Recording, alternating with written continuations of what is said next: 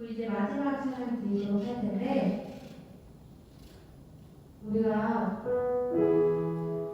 예배 교회 자리에 떠나서 가드라리에 있으면서 함께 할 수 있는 그런 힘이 부족해서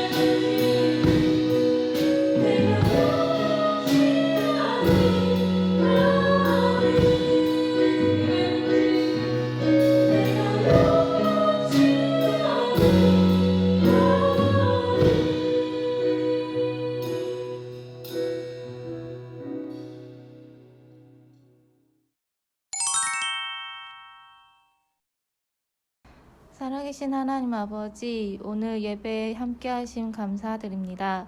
영상 예배에도 대면 예배와 동일한 마음으로 나아오는 청년들을 축복하소서. 동일한 은혜가 있기를 소망합니다. 주님 오실 날이 가까운 이 시대에 큰 혼란과 질병과 공핍과 불안 가운데서도 주님을 예배하길 멈추지 않습니다. 소망 되신 주님을 붙잡습니다. 삶 가운데 겪어오는 모든 어려움, 연약함, 게으름, 분노, 허무, 슬픔, 불안 등 전부 주님 앞에 내려놓습니다. 주님 앞에 모두 비워 내려놓습니다. 주님으로 채워주세요. 주님이 우리의 길이요 진리시며 생명이시니 청년부를 축복하소서. 사랑이 많으신 하나님 예수님의 이름으로 기도드렸나이다. 아멘.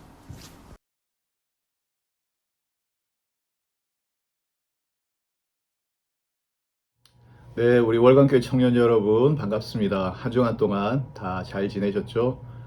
코로나가 지금 기승이라서 많은 사람들이 염려하고 걱정하는데 하나님께서 우리 청년들 지켜주시고 건강하게 보살펴 주시기를 원합니다.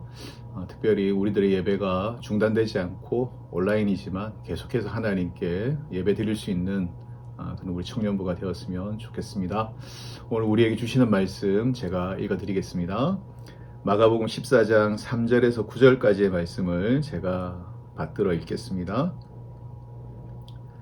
예수께서 베다니 나병 환자 시몬의 집에서 식사하실 때에 한 여자가 매우 값진 향유 곧 순전한 나드 한 옥합을 가지고 와서 그 옥합을 깨뜨려 예수의 머리에 부으니 어떤 사람들이 화를 내어 서로 말하되 어찌하여 이 향유를 허비하는가? 이 향유를 300데나리온 이상에 팔아 가난한 자들에게 줄 수 있었겠도다 하며 그 여자를 책망하는지라. 예수께서 이르시되 가만두라. 너희가 어찌하여 그를 괴롭게 하느냐? 그가 내게 좋은 일을 하였느니라. 가난한 자들은 항상 너희와 함께 있으니 아무 때라도 원하는 대로 도울 수 있거니와 나는 너희와 항상 함께 있지 아니하리라. 그는 힘을 다하여 내 몸에 향유를 부어 내 장례를 준비하였느니라. 내가 진실로 너희에게 이르노니 온 천하에 어디서든지 복음이 전파되는 곳에서는 이 여자가 행한 일도 말하여 그를 기억하리라 하시니라. 아멘. 남편이 위독해서 남편을 병원 응급실로 데리고 간 아내가 있었습니다. 의사가 남편의 상태를 보더니 이렇게 말했습니다. 남편분은 사망하셨습니다. 근데 남편이 아직 죽지 않았습니다. 그래서 의식이 남아있던 남편은 필사적으로 손가락을 움직여서 아내의 손을 잡았습니다. 여보, 나 아직 안 죽었어 라는 그런 뜻이겠죠. 그러자 아내가 남편의 손을 탁 뿌리치더니 시끄러워. 선생님이 사망하셨대잖아. 자기가 뭘 알아? 라고 무시를 했다고 합니다. 여러분, 사랑은 뭐니 해도 경청입니다. 상대방의 얘기를 잘 들어주는 것이 사랑이라는 것이죠. 사랑하면 상대방의 이야기가 잘 들립니다. 사랑하면 상대방의 마음을 더 잘 이해할 수 있습니다. 오늘 본문은 예수님이 베다니 시몬의 집에서 잔치하시는 이야기입니다. 예수님이 잔치하고 있을 때 마리아가 순전한 나드 한 근을 가지고 와서 예수님의 발에 그 향유를 부어 드렸습니다. 그걸 본 사람들이 책망합니다. 이 귀한 것을 왜 낭비하느냐? 300데나리온 이상에 팔아 가난한 사람을 도와줄 수 있었겠도다. 이렇게 말했습니다. 합리적인 말이고 상식적인 말입니다. 하지만 주님은 다르게 말씀하셨습니다. 그녀를 가만두어라. 그녀는 나를 위하여 내 장례를 준비하였다. 나를 사랑하는 마음으로 그렇게 한 것이다. 그렇게 주님이 변호해 주셨습니다. 하지만 우리는 생각해 봅니다. 사랑해도 그렇지 왜 하필 그 순간에 그 비싼 향유를 깨뜨렸던 것일까라는 의문이 듭니다. 왜 그랬을까요? 왜냐하면 마리아는 주님의 마음을 알았기 때문입니다. 지금 주님의 마음이 심히 곤혹스럽고 외롭다는 것을 마리아는 알았기 때문입니다. 십자가 죽음을 앞에 두고 예수님은 힘들어하고 계셨습니다. 오늘 우리가 읽은 이 본문 앞뒤로 죽음의 이야기가 나오고 있습니다. 마치 죽음의 포위되신 예수님의 모습을 나타내 주는 것 같습니다.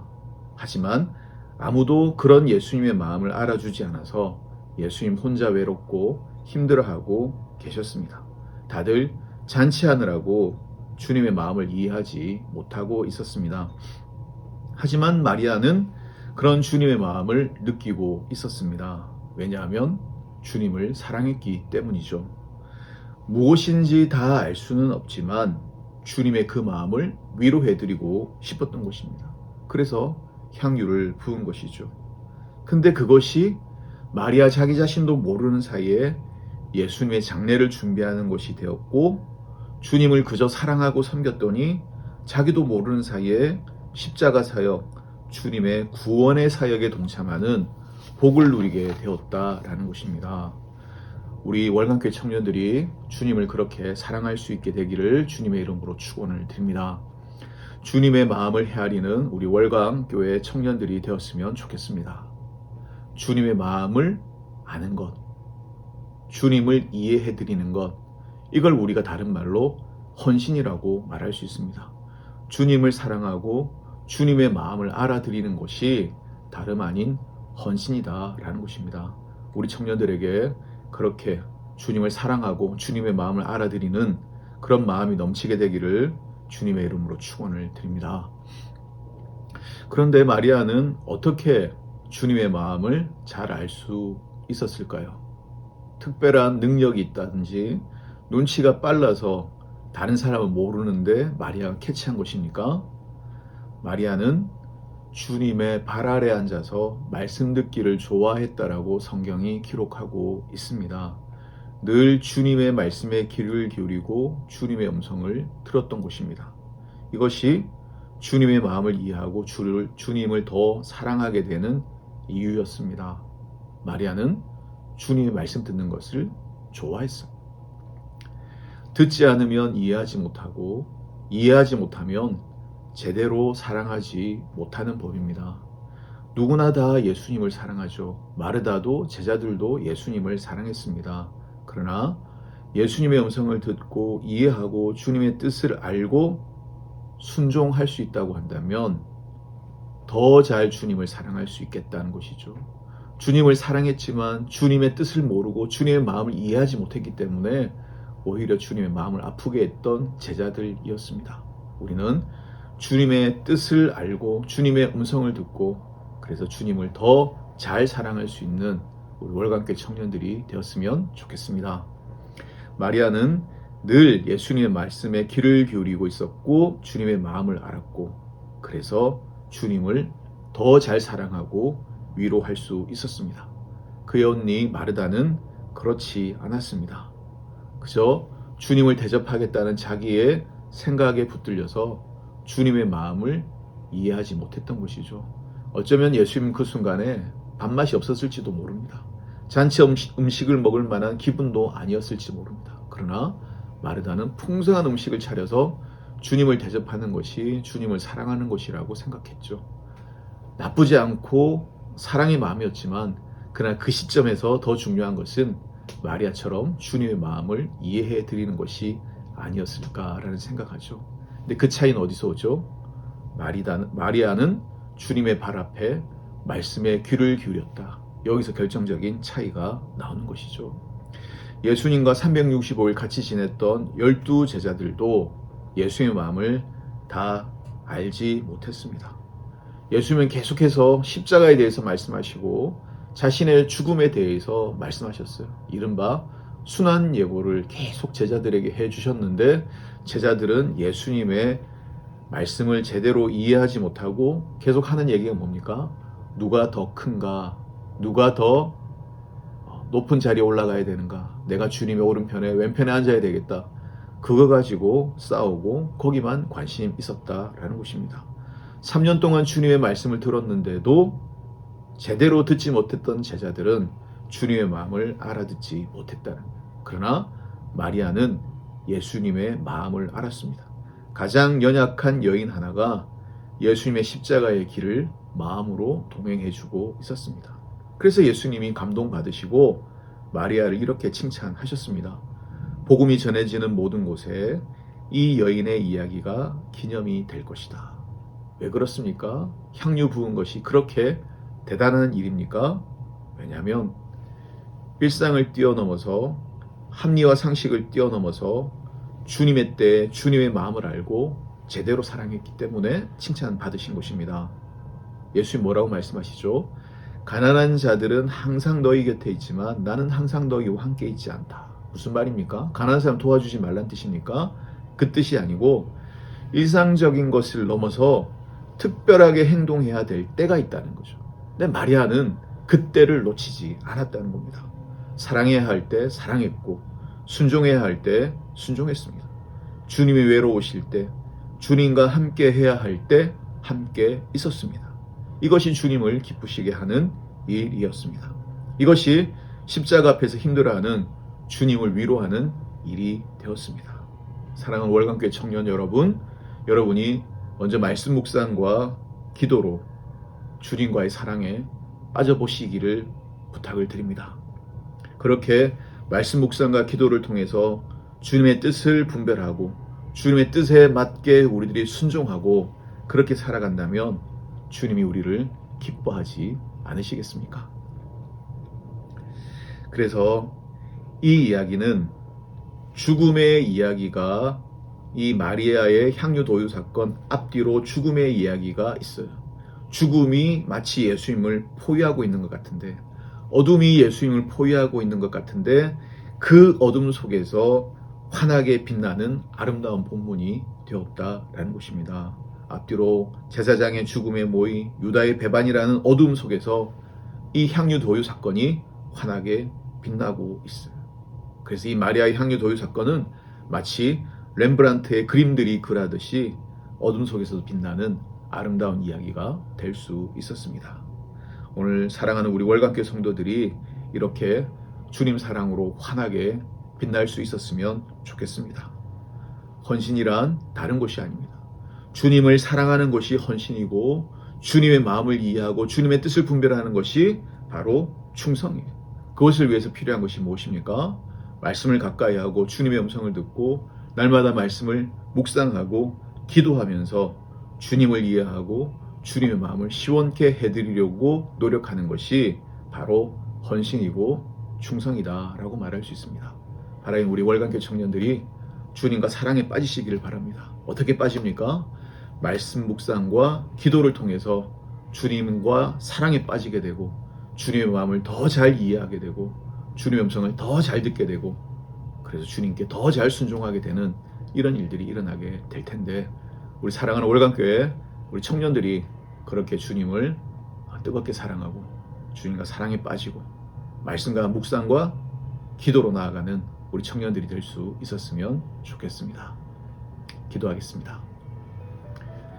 하나님 아버지, 사랑하는 우리 청년들이 오늘 같이 온라인으로 예배하게 해주셔서 감사합니다. 이 비대면의 상황들이 속히 지나가고 우리들이 마음껏 교회에서 찬양하고 예배하는 날이 올 수 있도록 하나님 축복해 주시옵소서. 무엇이 헌신이고 무엇이 충성인지 저희들 생각해 봅니다. 주님을 사랑하는 것이 헌신이고 주님의 뜻을 잘 이해하고 거기 순종하는 것이 충성이라는 사실을 저희들이 깨달았습니다. 마리아처럼 주님의 음성을 듣고 주님의 말씀에 귀를 기울이는 우리 청년들이 되게 해 주옵소서. 말씀 묵상과 기도를 통해서 주님과의 사랑에 빠지기를 원하는 그런 우리 청년들이 될 수 있도록 하나님 도와주시옵소서. 어려운 시기들을 저희들이 지나가지만 사랑하는 우리 청년들의 믿음을 붙잡아 주시고 예수님을 더 많이 사랑하게 하시고 주님의 교회를 더 사랑하게 하시고 더 믿음 위에 굳게 설 수 있는 우리 청년들이 될 수 있도록 하나님 도와주옵소서.